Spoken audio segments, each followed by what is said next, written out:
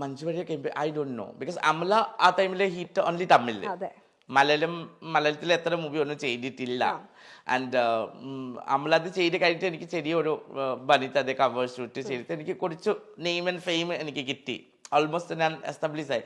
പക്ഷെ മഞ്ജു ചേച്ചി is that like Manju ചേച്ചി വന്ന് എൻ്റെ പേര് ഡിഫറെൻ്റ് ആയി.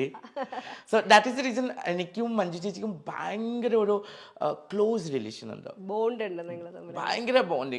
ഇന്നലെ ഞാൻ മഞ്ജു ചേച്ചിയെ വിളിച്ചിട്ട് കുറേ സംസാരിച്ചു. മോർണിംഗ് ചേച്ചി ചെന്നൈയിലാണ്. നമ്മൾ വർക്ക് പർപ്പസ് റിലേഷൻ അല്ല. മഞ്ജു ചേച്ചി ആയിക്കോട്ടെ, രഞ്ജിനി ചേച്ചി ആയിക്കോട്ടെ, രഞ്ജിനി ചേച്ചി ലൈക്ക് മൈ സിസ്റ്റർ. എനിക്ക് എപ്പോഴും മൂഡ് ഓഫ് ആയിട്ടുള്ള ചേച്ചി രീതി കാണാൻ. So I go to her house. ലൈഫിലെ നമ്മളെ ഒരുപാട് ആഗ്രഹങ്ങൾ ഉണ്ടാവും. നമ്മളെ ആഗ്രഹങ്ങളാണ് നമ്മളെ മുന്നോട്ട് കൊണ്ടുപോകുന്നത്. ജാൻമണി വളരെ നല്ലൊരു പൊസിഷനിലാണ് ഇപ്പം നിൽക്കുന്നത്. സക്സസ്ഫുൾ ആണ്. ടോപ്പ് 5 മേക്കപ്പ് ആർട്ടിസ്റ്റുകളിൽ ടോപ്പ് നെയിമായിട്ട് നിൽക്കുവാണ്. പക്ഷെ ഇനി ഫ്യൂച്ചറിൽ ആഗ്രഹമുള്ള കാര്യങ്ങൾ എന്തൊക്കെയാണ്? എനിക്ക് സത്യം പറഞ്ഞില്ല ആക്ടിങ്. ഞാൻ ഒരു മൂവി ചെയ്ത് സീനൽ ബാസിന്റെ കൂടെ വികാരം പറഞ്ഞിട്ട് ഒരു movie. It's going to be might be released. I don't know. One of the like lead character with Basi. Really? Wow, super. It is very positive and very nice character. And main thing is me and Srinath Basi only. അടിപൊളി. So വലിയ long time wish ആയിരുന്നോ? Oh. അതായത് ഡാൻസറായി അന്ന് തിയേറ്ററിൽ വന്നപ്പം വെച്ചിരുന്ന ആഗ്രഹം ഇപ്പൊ സാധിച്ചു. ഞാൻ വിചാരിച്ചു ഒരു നല്ലൊരു കരിയർ സെറ്റ് ആയി കഴിഞ്ഞപ്പോ അതൊക്കെ മറന്നു എന്ന്. പക്ഷെ ഇറ്റ്സ് ഓൾവേസ് ദേർ അല്ലേ? And most beautiful thing, one shot okay. So everyone like I was like very professional, long pinny Manju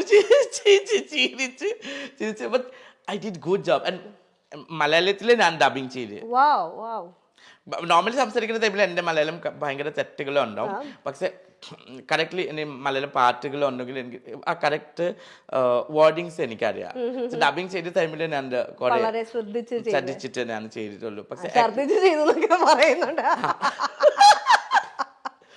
കുഴപ്പമില്ല, നാച്ചുറൽ ആയിട്ട് വരുന്നത് കേൾക്കാനൊരു രസമാണ്. കൊഞ്ചി കൊഞ്ചി. So that movie I had done. ആ മൂവിയുടെ വേണ്ടി ഞാൻ കുറെ വെയിറ്റിംഗ്. അടിപൊളി. ലോങ് ടൈം വിഷ് അങ്ങനെ സാധിച്ചിരിക്കുകയാണ്. കുറെ ക്യാരക്ടേഴ്സ് എനിക്ക് കിട്ടി, പക്ഷെ എനിക്ക് ഇഷ്ടമായിട്ടില്ല. ഞാൻ കുറെ നോ പറഞ്ഞ് ഈ ക്യാരക്ടർ എനിക്ക് ഭയങ്കര ഇഷ്ടമായി. സോ ഈ ക്യാരക്ടർ മൂവി ചെയ്ത്. So that is my wish. And main wish like I want to make my friends, my family, whoever with me, them to be happy. So then I'll be automatically happy. അവര് സന്തോഷം, നമ്മുടെ കൂടെയുള്ള സന്തോഷം നമുക്ക് സന്തോഷമാണല്ലോ അല്ലേ? അത് വളരെ കറക്റ്റ് ആയിട്ടുള്ള ഒരു പോയിന്റ് ആണ്. നമുക്ക് ഒറ്റയ്ക്ക് സന്തോഷം ചെയ്തിട്ട് നമുക്ക് ഷെയർ ആക്കാൻ ഒരാള് വേണ്ടേ? വേണ്ടേ? ഞാൻ ചോദിക്കാൻ വന്നത് എന്താണ് അഭിപ്രായം? ആരെങ്കിലും ഒക്കെ വേണ്ടേ? സത്യം വേണം. സോ അതിനു വേണ്ടി നമ്മളുടെ കൂടെ ഇരിക്കുന്ന നമ്മുടെ ഫ്രണ്ട്സ് ആയിക്കോട്ടെ, ഫാമിലി ആയിക്കോട്ടെ. അല്ല ചോദിച്ചത്. കിട്ടില്ല, കിട്ടണില്ല. ഐ ലൈക്ക് എന്റെ ഡ്രീം ഞാൻ മഞ്ജു ചേച്ചിക്ക് എപ്പോഴും ഞങ്ങളും കൂടെ ഒന്ന് കേട്ടോ please. I want to get married foreigners. ഓഹോ. ഒരു വലിയ വീട്, ലൈക്ക് ഒരു 2-3 കാർ ഡൗൺ സൈഡ്. മോർണിംഗ് ഞാൻ ഇങ്ങനത്തെ ഒരു ഗൗൺ വെച്ചിട്ട്, ഒരു ലോങ് ഗൗൺ വെച്ചിട്ട് സ്റ്റെപ്സ് വരാം. ഭയങ്കര ഫിൽമി ഡ്രീം. Then താരെ നോക്കി, ഓ driver keep this car, okay? Now പോയിട്ട് പോയിട്ട് കുറെ ഷോപ്പിംഗ് ചെയ്യും. Please send the bill to my husband office. My things is like my money is my money. Your money also my money. ചെറിയ മോഹാണല്ലോ. എന്നിട്ട് ഏതെങ്കിലും ഒരു എന്റെ റിലേഷൻ ഉണ്ട്. He was an Assamese actor. Okay. So it was long time relation. So he got married last year. Friendship ഉണ്ടോ? We have a very good friendship. നമുക്ക് മനസ്സിനിണങ്ങിയ ഒരു ആള്, നമുക്ക് എല്ലാ കാര്യങ്ങളും ഷെയർ ചെയ്യാനും നമ്മളെ നന്നായിട്ട് മനസ്സിലാക്കുന്ന ഒരാളെ കിട്ടിയിട്ട് നഷ്ടപ്പെടുക എന്ന് പറയുന്നത് ഇപ്പൊ അറിയുന്ന പോലെ അത്ര സിമ്പിൾ ആയിട്ടുള്ള കാര്യമല്ലല്ലോ. നമുക്ക് കല്യാണം പറഞ്ഞില്ല ആ trade mark. I think we don't want if you have the respect and these things, you know. And nowadays normal girl and boys marriage is having many problem. അല്ലേ? So that is natural marriage. And marriage പറഞ്ഞ ഒരു കാര്യം ചെറിയ കാര്യമല്ല. നമുക്ക് കുട്ടികളിന് വേണ്ടി നമ്മൾ കുറേ കല്യാണം കഴിച്ചിട്ട് നമുക്ക് കാണിക്കാം മീഡിയയിൽ ഇങ്ങനെ അങ്ങനെയാണ് നമ്മൾ കല്യാണം കഴിച്ച്. പക്ഷെ അതാ കൊണ്ടുപോകാൻ വേണ്ടി ആ guts, that is the reason എനിക്ക് ആ സൂര്യാദ ഇസന്റെ കൂടി ഭയങ്കര റെസ്പെക്ട് ഉണ്ടോ.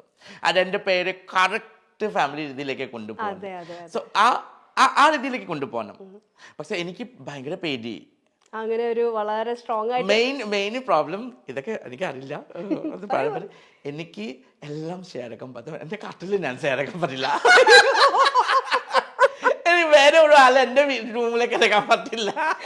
ശരി, ബുദ്ധിമുട്ടാവുമല്ലോ. അങ്ങനെ ഉണ്ടെങ്കിൽ ആരാ കല്യാണം കഴിക്കാ? അതിച്ചിട്ട് പുറത്തേക്ക് ആക്കൂല്ലേ പിറ്റേ ദിവസം പോടി മോലെ പറഞ്ഞിട്ട്. എനിക്ക് സെറ്റും പറ്റില്ല. ഫ്രണ്ട്സ് ഓക്കെ, ഇപ്പൊ എന്റെ കൂടെ ഫ്രണ്ട്സ് രഞ്ജു ആയിക്കോട്ടെ, ശശാങ്ക് ആയിട്ട്, അവിനാശ് ആയിക്കോട്ടെ, ഡാലു ആയിക്കോട്ടെ, നമ്മൾ ഷെയർ ആക്കും. പക്ഷെ കല്യാണം കഴിച്ച് അയ്യോ ഇങ്ങനെ വരെ ഓരോ ആള് ഈ റൂമിലായിരിക്കും.